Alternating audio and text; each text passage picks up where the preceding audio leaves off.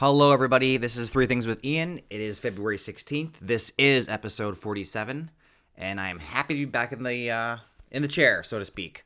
Roll up the sleeves. Yeah, let's do this. So, had an experience today where we went grocery shopping, and the entire layout of the store was completely switched. And I was thinking to myself, this cannot be like why? Why are they doing this? No one is going to like this, right? Like right off the bat, it's not going to be a change that is applauded or lauded because this is just frustrating. It's annoying. So I was trying to figure out why would grocery stores radically change the layout. I mean, they must have done it like at midnight last night because it would take a long time to move everything to the outside of the store. It comes down to money, it seems like. From my little research, it seems like grocery stores have about a 2% profit margin. So for every dollar, they make 2 cents. And so one of the reasons why they do the layout change occasionally is to maximize their profit by making sure you walk down every aisle because you're stuck trying to find the lima beans, and they were in aisle 3 next to the pinto beans. I mean, they're probably still next to each other, but different aisle. So it's just about sales. Maybe there's an idea from corporate that like moving the milk to the other side could be useful. Maybe they're thinking about a long-term investment change, but really it's just about making you walk down more aisles. Because we cannot be complacent as customers, apparently. So anyway, I don't even want to know your thoughts on this because you're going to be frustrated like me. No one wants to go to a place expecting something and having the complete inverse, right? Human beings don't work that way. So yeah, people have to walk around, and especially if they shop hungry, which we all know never to do, you should shop with the fullest of stomachs, right? Anyway, so that's kind of my number one thing today was just like, why are they doing this? And it's profit margin. Apparently, Kroger and Safeway have a higher profit margin, this website suggested, but I think in general, grocery stores, as with all things, you think about when you buy gas, you're like, oh my God, they're making an absolute killing. But no, I mean, they're paying up front for things. Grocery stores have to pay for all the food and the waste and the spoilage and when people drop stuff or steal stuff. So there's a lot that goes into it, I understand. But anyway, grocery stores changing up the aisles, it just makes you walk further and longer to search for those beans. Hopefully you do find the beans, and hopefully you don't grab 6 other things alongside them. Anyway, my number 2 thing. I haven't talked about a game for a while. I'm really drawn to 2-player games just because you only need to find one other person to play. Simple as that, really. This is a game called The Fox and the Forest.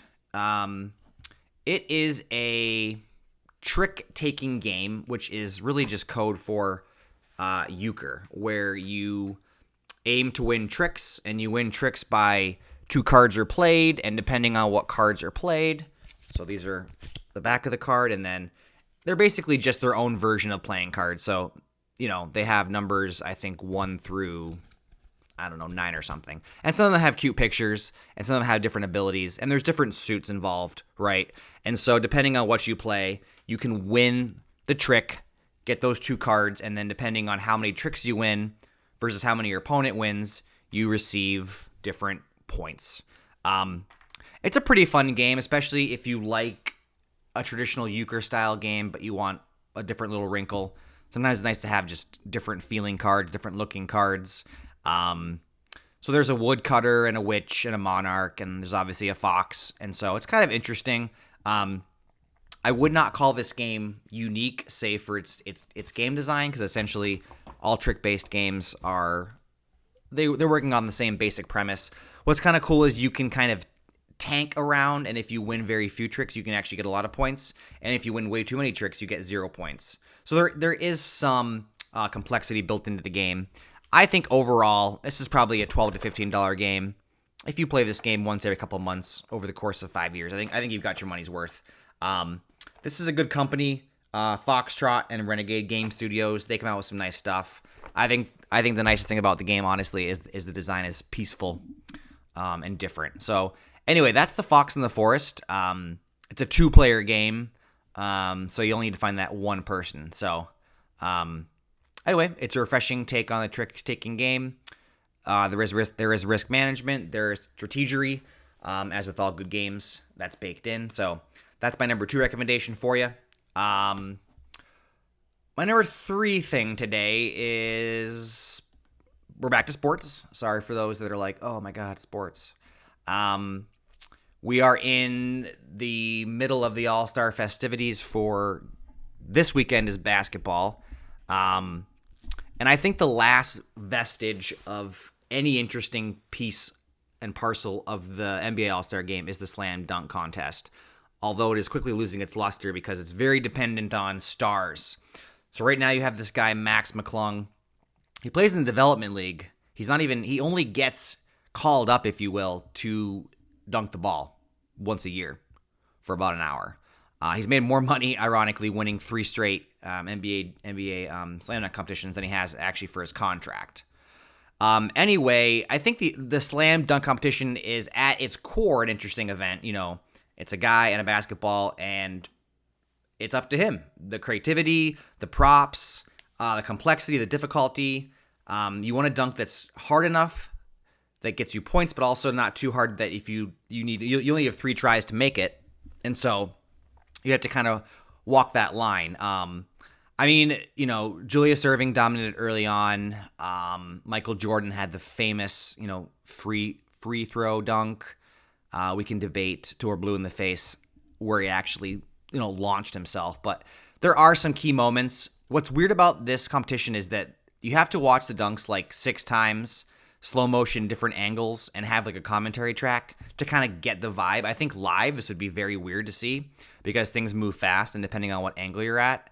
I think the problem also with this is that if you look at the people who have won lately, Obi Toppin, Anthony Simmons, Derek Jones Jr., Glenn Robinson III, Terrence Ross in 2013. I don't know him. I'm sure he's good. I think part of the problem is when you don't have the biggest names like LeBron and everybody else doing this, it kind of loses its luster. I think there are certain athletes who are just better at dunking.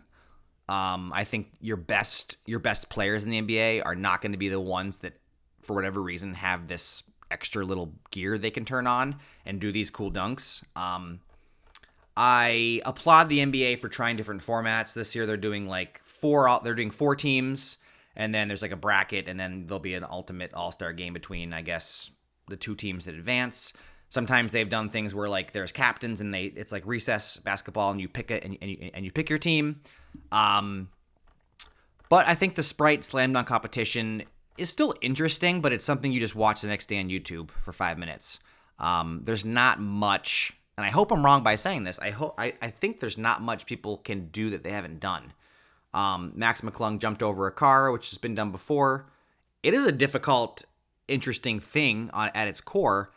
But when you've seen it, you kind of seen it. And so he also dunked 2 basketballs. There was a guy like holding a ball and then another guy on a ladder holding a ball. And he grabbed the ball from the guy holding it on a hoverboard. And anyway, check it out if you want. I know that's not a ringing endorsement, but I think that the All-Star weekend is at its core for most of the human beings in the NBA, just a restful weekend where they get a couple extra days off. So I think for that, I think it's a good idea to have a built-in rest period, but your best players just have to fly to a different city and stay up late and kind of like, they're probably not really into it. I think the first-time players are into it.